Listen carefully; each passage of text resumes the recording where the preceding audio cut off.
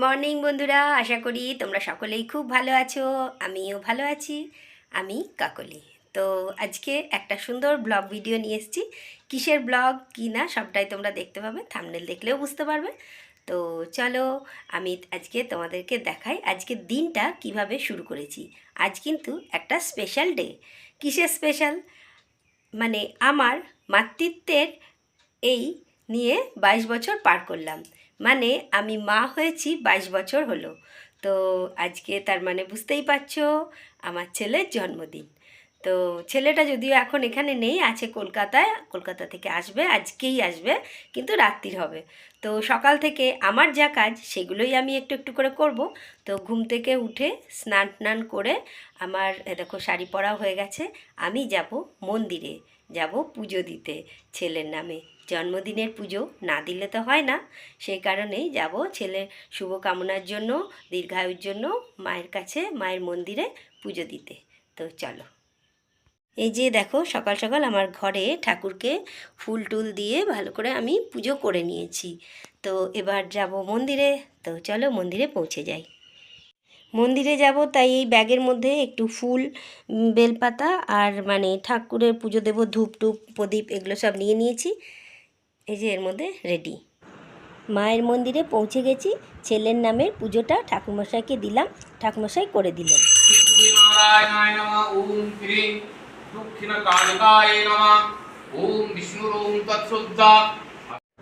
ঈশ্বরের আশীর্বাদ ছাড়া কোনো কিছুই ভালো হয় না। সেই কারণেই শুভ জন্মদিনের পুজোর শুরুটাও আমি ঠাকুরের কাছে গিয়েই করি। তো মায়ের মন্দিরে পুজো হয়ে যাওয়ার পরে চলে এলাম শিব মন্দিরে। শিব মন্দিরেও এখানে পুজো দিয়ে দিলাম। তো দেখো আমি এখানে ঘটি করে নিয়ে জল ঢেলে তারপরে ধূপ দেখালাম, প্রদীপ দেখালাম।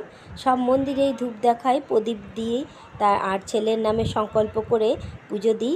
এটাই আমার ইচ্ছে থাকে। আর এইভাবেই কিন্তু আমি আমার ছেলের জন্মদিনটা পালন করি। তো তোমরা কে কীভাবে করো সেটা আমি তোমাদের ভিডিওগুলো দেখলে সেটা বুঝতে পারি।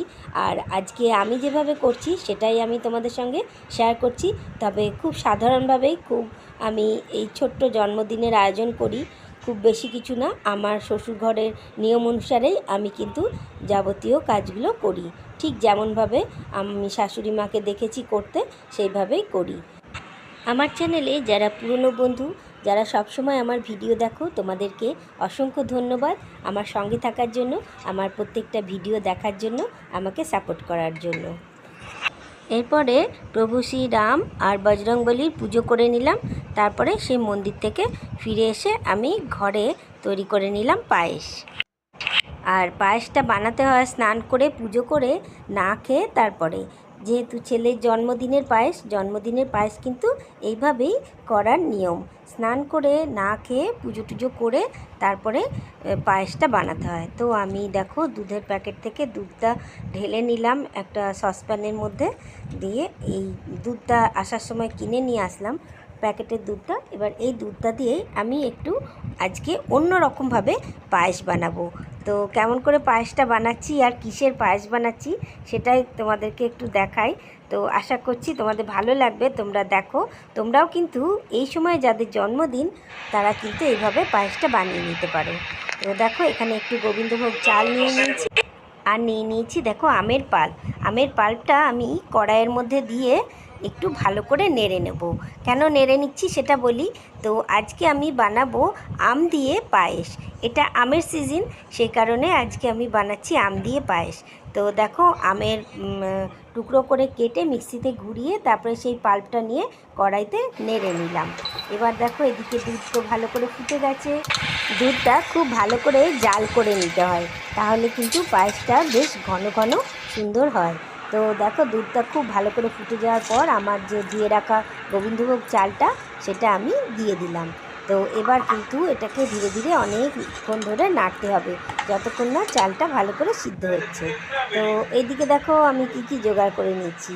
এই দেখো বাতাসা নিয়ে নিয়েছি, এই দেখো আমের পাল্পটা একটা থালায় ঢেলে নিয়েছি, আর কাজু কিশমিশও নিয়ে নিয়েছি। গোবিন্দভোগ চালটা যখন সিদ্ধ হয়ে এসছে প্রায়, তখন আমি দিয়ে দিলাম একটা থেঁতো করা এলাচ আর দিয়ে দিলাম কাজু কিশমিশগুলো। তো পায়েস তো সবাই বানাও, আজকে পায়েসটা একটু অন্যরকম আম দিয়ে।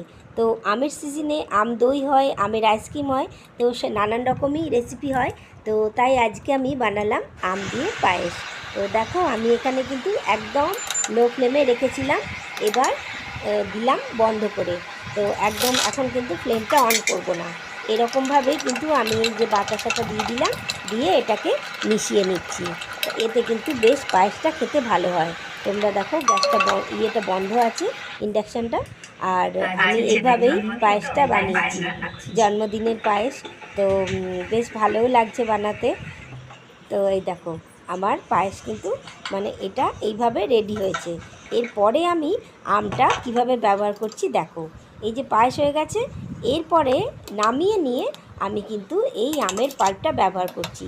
আমি ফোটা অবস্থাতে আমটা দিলাম না, তার কারণ যদি কেটে যায় সেই কারণে। এই যে নামিয়ে নিয়ে একটু যখন ঠান্ডা হবে, তারপরে কিন্তু আমের পাল্পটা তোমরা মিশিয়ে দেবে, তাহলে দেখবে খুব সুন্দর আমের ফ্লেভারটা চলে আসবে। এবার আমি আমার ছেলের নামে পায়েসটা প্রথমেই তুলে রাখছি। যেহেতু ছেলের জন্মদিনের পায়েস, সেই কারণে কিন্তু মানে এই পায়েস মাদেরকে খেতে নেই, সেই কারণেই আমি এটা একটুকুও টেস্ট করে দেখিনি। তো ছেলের জন্য প্রথম ভাগটাই আমি তুলে রাখলাম। আমের পায়েসের রেসিপিটা কেমন লাগলে অবশ্যই কিন্তু কমেন্ট করে জানিও। কই কে আসছে? ও বাবা, কে আসছে গো? আজকের বার্থডে বয় ঢুকছে। ও বাবা রে, ও ঢুকে পড়েছে। আমার ছেলের জন্মদিন উপলক্ষে এই ছোট্ট ভিডিওটা আশা করছি তোমাদের খুব ভালো লেগেছে। তো দেখো, আর আজ রাত্রে এই যে ঢোকার পরে তারপরে আমি ওকে যে আম দিয়ে পায়েসটা বানিয়েছিলাম সেটা খাইয়ে দিলাম। তো পরের দিন আমি একটু খাবার দাবার আয়োজন করেছিলাম সামান্য করে। তোমরা সকলেই আমার ছেলেকে একটু আশীর্বাদ করে দিও। যে আমার ছেলের আজকে জন্মদিন, তাই আজকে আমি বানিয়েছি আম দিয়ে পায়েস। তো সেটাই আজকে আমি ছেলেকে খাওয়াচ্ছি। এই যে আমার ছেলের জন্য পায়েস বানিয়েছি। আমার কুচু আজকে ঘরে এলো। আমার চ্যানেলে আজ যারা নতুন বন্ধু, প্রথম দর্শক, তারা অবশ্যই আমার চ্যানেলের ভিডিওটা দেখে একটা লাইক করে দিও। আর আমার পাশে থাকার জন্য আমার চ্যানেলটা সাবস্ক্রাইব করে তার পাশের বেল আইকনটা আর অল নোটিফিকেশানটা অবশ্যই অন করে দিও। এই যে আমার ছেলেকে এবার ওর বাবা খাইয়ে দিচ্ছে পায়েস। তো দেখো কেমন লাগছে জি, পায়েসটা কেমন হয়েছে? খুবই ভালো, খুবই ভালো। ভালো লাগছে না আম পায়েস? যেহেতু গরমকালের সিজন, এখন বাজারে প্রচুর আম, তো সেই জন্যই আম দিয়ে পায়েস বানিয়ে দিয়েছি। এই যে আশীর্বাদ করছে। জন্মদিনের দিন অনেকটা রাতে ঢুকেছে, তাই জন্য পরের দিন কিছু খাবারের আয়োজন। এই যে দেখো নতুন থালাতে, এই থালাটা জন্মদিনে আমি গিফট দিয়েছি, তো এই থালাতে আজকে ছেলেকে খাবারগুলো সাজিয়ে দিলাম। এই যে দেখো ভেন্ডি ভাতে খেতে খুব ভালোবাসে, তাই ভেন্ডি ভাতে। আর এটা আমার বাগানের নোটে শাক, বাদাম দিয়ে ভেজেছি, বাদাম দিয়ে খেতে খুব ভালোবাসে।